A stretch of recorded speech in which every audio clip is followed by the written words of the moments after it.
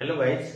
पहले जो हमने टॉपिक डिस्कस किया था वो जैसे संसद के बारे में हम डिस्कस कर रहे हैं। तो संसद जो है उसके दो सदन हैं, एक लोकसभा एक राज्यसभा।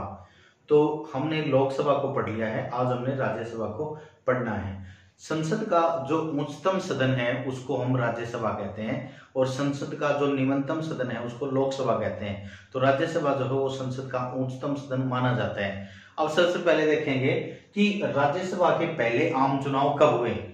राज्यसभा के पहले आम चुनाव मई 1952 में हुए थे, यानी लोक राज्यसभा का जो गठन है 1952 में किया गया पहली बार।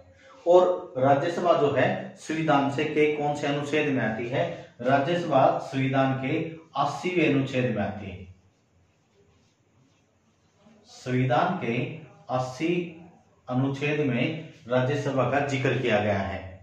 अब देखते हैं जो राज्यसभा है इसके सदस्यों की संख्या कितनी है। राज्यसभा के सदस्यों की संख्या 233 प्लस 12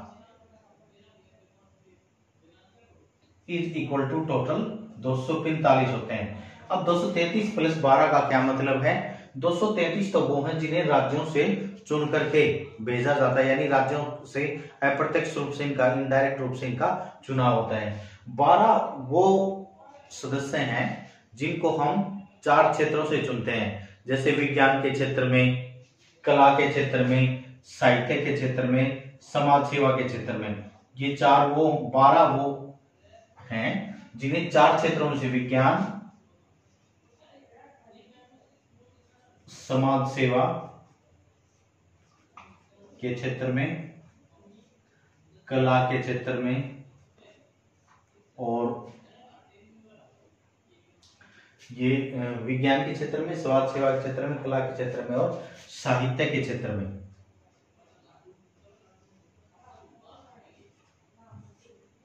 जिन व्यक्तियों का उत्कृष्ट प्रदर्शन है उनमें से 12 एमपीज जो है उनका चुनाव किया जाता है इन 4 क्षेत्रों में से। और ऐसा नहीं है कि भाई हर एक क्षेत्र से 3 लिए जाएं। विज्ञान के क्षेत्र से भी 12 के 12 हो सकते हैं, समाज सेवा के क्षेत्र से भी हो सकते हैं, कला के क्षेत्र से भी हो सकते हैं और साहित्य के क्षेत्र से भी 12 के 12 एमपीज का चुनाव किया जा सकता है। अब अगली बात है इनका कार्यकाल कितना होता है, यानी जो राज्यसभा के जो सदस्य हैं उनका कार्यकाल कितना होता है। राज्यसभा के सदस्यों का कार्यकाल जो है क्या होता है लगभग, यानी इनका कार्यकाल मानो 6 वर्ष।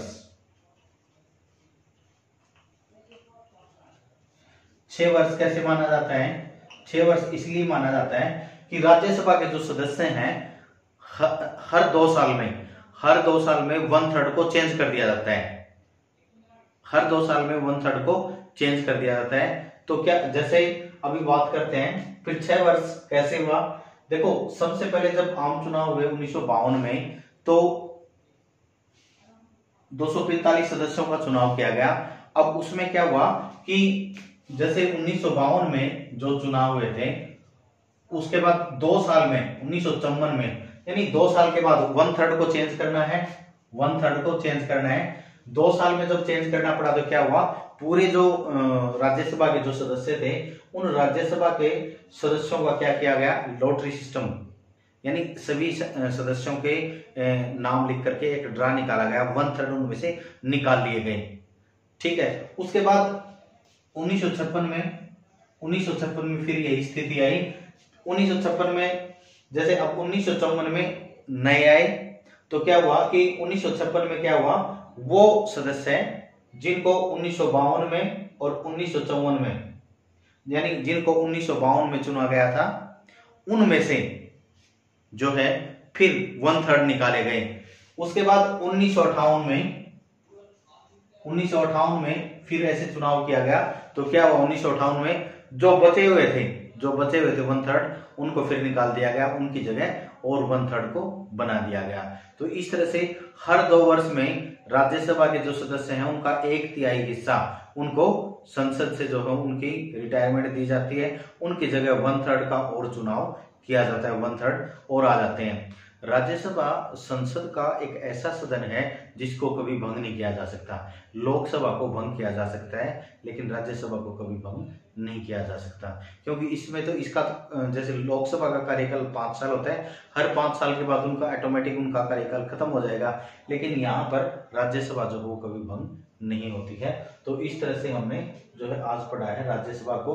राज्यसभा के पहले आम चुनाव को 1952 में, सदस्य संख्या टोटल 243 है, 233 प्लस 12 वो हैं जो 4 क्षेत्रों में से जिनको लिया जाता है, विज्ञान के क्षेत्र में, समाज सेवा के क्षेत्र में, कला के क्षेत्र में और साहित्य के क्षेत्र में। इन 4 क्षेत्रों से 12 एमपी का चुनाव किया जाता है। कार्यकाल मान के चलो 6 साल ही है, क्योंकि हर 2 साल में 1/3 जो सदस्य हैं उनको रिटायरमेंट दे दी जाती है, उनकी जगह नए को भर्ती कर लिया जाता है। इस तरह से है ये राज्यसभा के जो सदस्य हैं। और राज्यसभा के जो सदस्य हैं उनकी आयु कितनी होनी चाहिए? आयु होती है 30 वर्ष। राज्यसभा के सदस्यों की मिनिमम यानी कम से कम आयु जो है वो 30 साल होनी चाहिए। जैसे लोकसभा के सदस्यों की आयु कम से कम आयु होती है 25 वर्ष, लेकिन राज्यसभा के सदस्यों की कम से कम आयु होती है 30 वर्ष। अब राज्यसभा का भी एक जो है अध्यक्ष होता है जिसको सभापति बोलते हैं, और राज्यसभा का एक उपाध्यक्ष भी होता है जिसको उपसभापति बोलते हैं। तो राज्यसभा का जो सभापति होता है वो पदेन होता है। पदेन का मतलब जो ऑलरेडी किसी पद पर है। तो उपराष्ट्रपति जो है राज्यसभा का सभापति होता है। बस इतना ही है राज्यसभा के बारे में।